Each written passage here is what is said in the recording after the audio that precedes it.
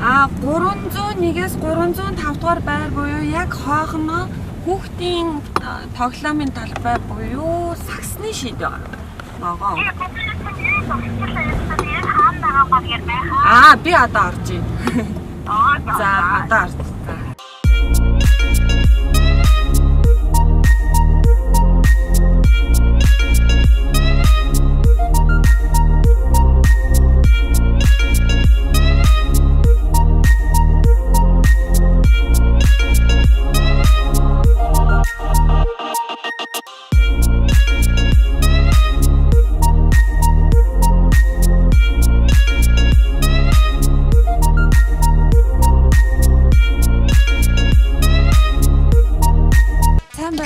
Манай ивентэд оролцоод дахиад тушааж байгаад маш их баярлалаа. За баярлалаа. За англиад ирэхээр ер нь өөрт ямар нэгэн хандлага дадал сууж гин үү? Худалдаа авалтан дээр өөрчлөлт гарч гин үү? Худалдаа авалтан дээр бол өөрчлөлт гарахгүй. Гэхдээ юм авах болгонд хог гавтын байна да гэдгийг амар хүсэлж ойлгож байгаа шүү дээ. Нэг чихэр авсан ч цаас гараал. Манайх нэг хашаанд юм тусдаа хуунцар хийдэг сав тайрцагтай байхгүй. Тэрэндээ хийгээд тэгээ дүүрэн хутна ингээд юу ачжтэй. Тэгээд шүү дээ. Ойролцоогоор хэдэн ширхэг хуунцар байна? Машиныхаа дүүр ийцэн байна тий? Чи энэ таллыг нь л авчирсан. Ер нь бол энэ нөгөө нэг байгаль хэлтгээд чи өөрөө хуунцар зүйлч айгу хорон нөлтөө болохоор яг тусна ангилж байх зүйлнээс л яг тийм ч. Тийм үү. Ингээд ангилахад ер нь хэцүү байна уу? Үгүй ээ. Энэ бол харин ч бүр амар шүү дээ. Яг хогноод уус ундааныхаа савнуудыг одоо манай хүүхд ч гэсэн хинч ер нь очоод яг тэр хайрцаг руугаа ичдэг. Бусад хогнуудаа болохоор яг уутандаа хийгээд гаргаад нөгөө нэг яг хог авах үед нь гаргаад ачааждаг болохоор. Манай энэ ивентийн талаар яаж мэдв? Нөгөө нэг ихт байгууллагын цагаас нь эхлээд ингээд дагж байгаа. Тэгээ нөгөө манай энэ одоо сая миний өгсөн ууд болохоор нөгөө үйлдвэрийн маань хог хаягдлалд ордог байхгүй юу. Тэгээ тэр нь одоо нөгөө нэг урдны ивентэд нь болохоор оролцож чадаагүй.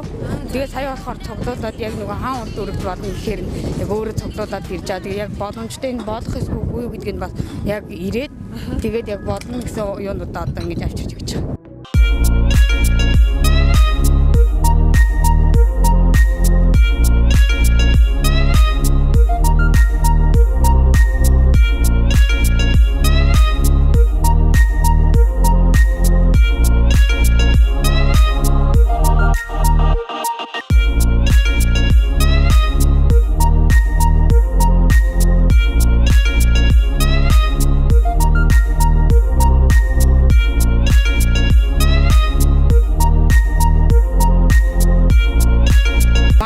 Зүгээр энийг яг хог гэж хайдаггүй нөгөө өөрөө хувийн урын зүгт болгоно шатаадаг байхгүй юу.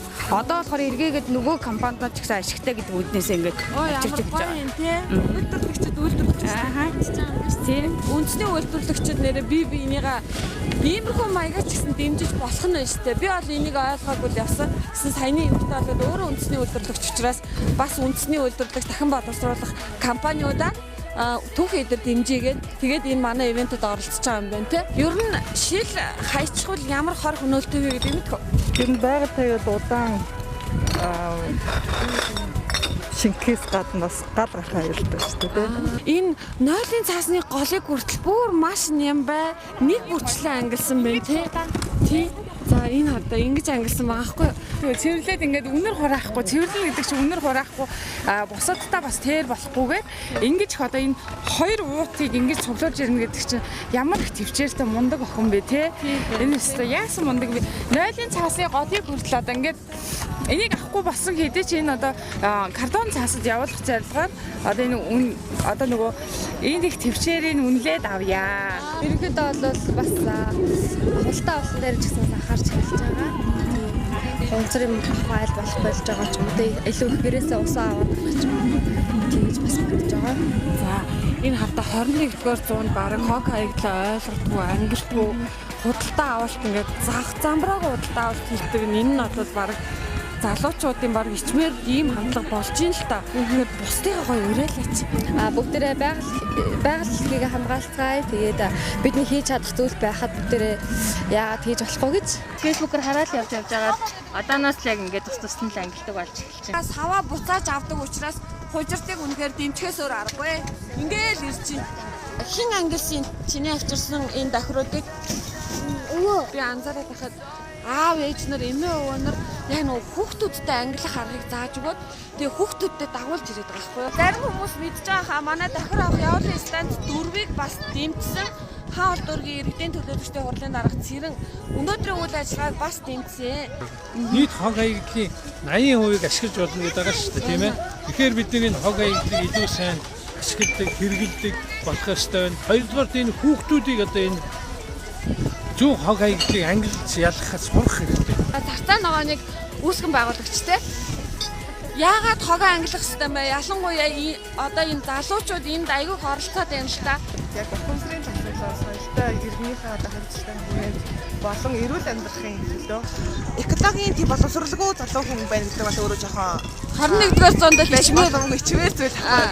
Орчноо цэвэр байхын тулд хогоо ангилаад нэмэх газар авчраа өгч байгаараа гэж байна. Хүмүүсийн хандлага аягүй хөрвчлөгдөж байна. Явуулын давхар ах үүсгэх бас айгүй эрэлттэй юм байна гэдэг нь харлаа байна. Залуучууд ч гэсэн одоо ингээд нөгөө хогийг хайж байгаа хогуудаа хараад хоолой худалдаа авалтыг сонирхолтой болоод тах шиг байна. Ер нь шилний тухайд гэхэд хайж байгаа хогнуудаас энийг авдаггүй байсан юм бол энийг нь тэгвэл өөр авдаг шилтэй бүтээгдэхүүн худалдаж авъя гэж ярьж илээ. Үргэлж дэмждэгт баярлалаа.